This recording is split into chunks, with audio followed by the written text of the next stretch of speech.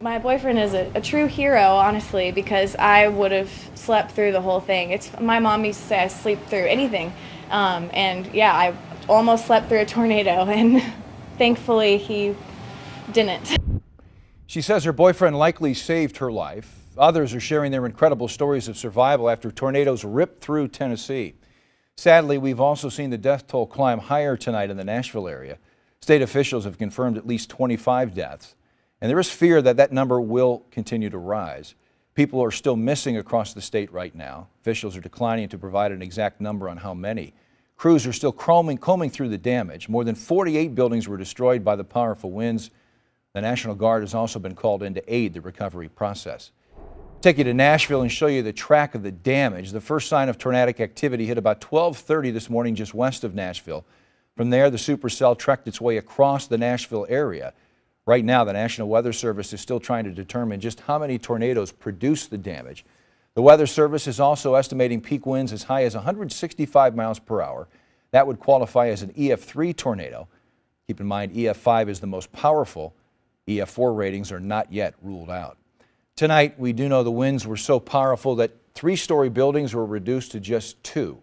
News 4's Kim St. Onge is the only St. Louis reporter on the ground in Nashville. She shows us the stunning damage. The winds that ripped through this neighborhood in northwest Nashville were so powerful. Look at this. It took off part of the roof of this home.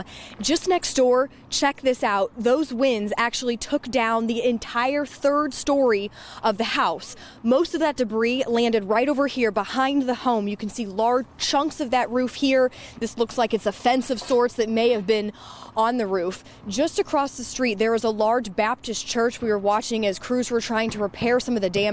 That was basically gutted. We saw a lot of the steel siding just completely bent and actually thrown across the street. Some of the most incredible damage we saw were a couple of homes right here in this Buena Vista neighborhood. One of them thrown about 8 feet off of its foundation. The other one actually lifted right up, and we're guessing it was thrown some 10 yards off of its foundation. We talked to a woman who lives in this neighborhood. She says she heard the winds. She and her husband actually got up in the middle of the night and ran over to help. It was the loudest sound. We were sound asleep. It woke us up and we're like, oh, no way. We had no idea it was even coming. So we're like, and I look out my master window, which faces this way. We're on the street over there. And I was like, the 3rd floor is gone. I think their master's on the 3rd floor. They were sleeping because it's in the middle of the night. And so sorry. So we went around. Thank the Lord they were okay. We tried to help them find their cat. Everyone's just like, the whole area. I mean, their houses were off and we're trying to pull children through the windows. It's just a disaster. Hard to see your neighborhood like this. Yes, but everyone's safe.